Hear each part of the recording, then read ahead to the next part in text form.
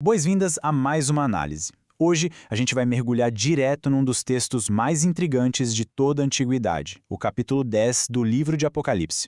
Sem perder tempo com introduções longas por aqui, viu? O mistério cinematográfico que se desdobra nessas linhas exige atenção imediata. Vamos focar nas imagens e na estrutura lógica dessa narrativa maravilhosa para entender de fato o que está acontecendo nas entrelinhas.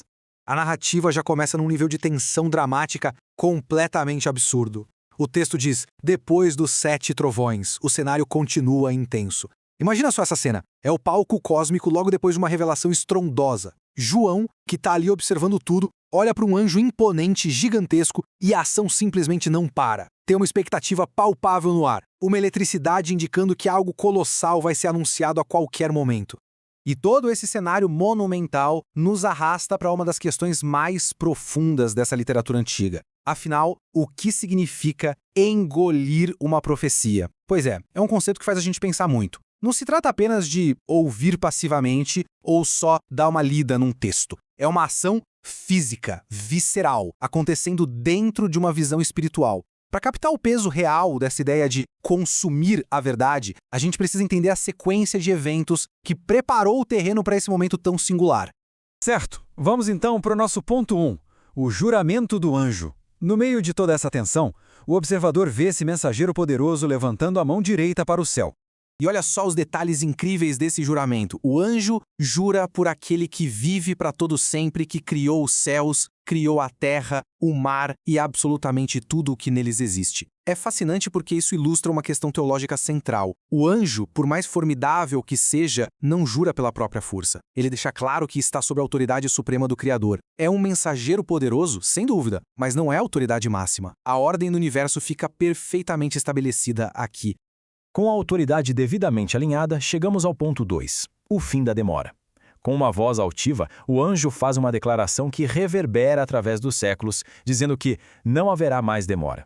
Mas muita calma nessa hora, porque precisamos corrigir um equívoco bem comum. Não haverá mais demora não significa o fim instantâneo de todas as coisas. Não é como se o universo fosse entrar em colapso naquele exato segundo, certo? Na verdade, significa que o plano final começou. Aquilo que parecia distante no horizonte agora entrou na sua fase ativa. A história engatou uma marcha acelerada em direção à consumação final.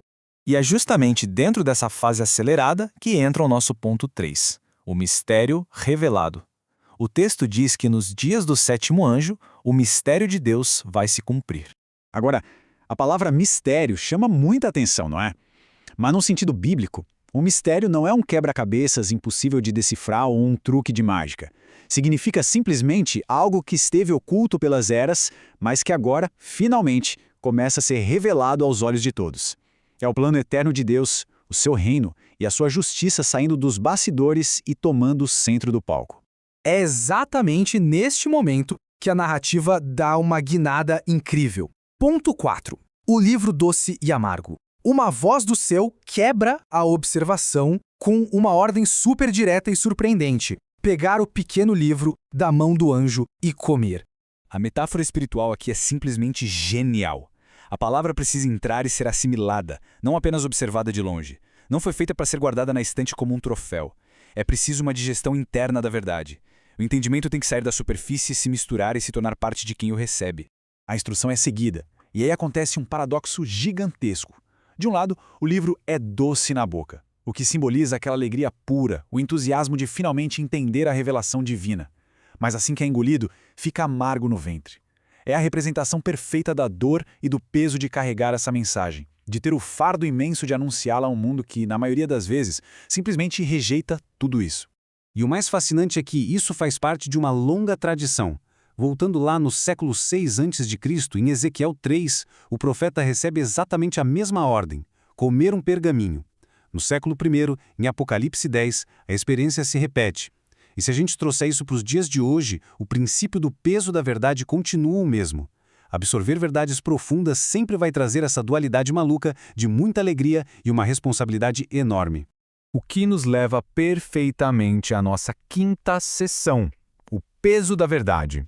É quando a gente tira o véu das visões cósmicas e encara o impacto real desse conhecimento. Essa frase resume tudo. A palavra é doce para receber, mas pesada para carregar.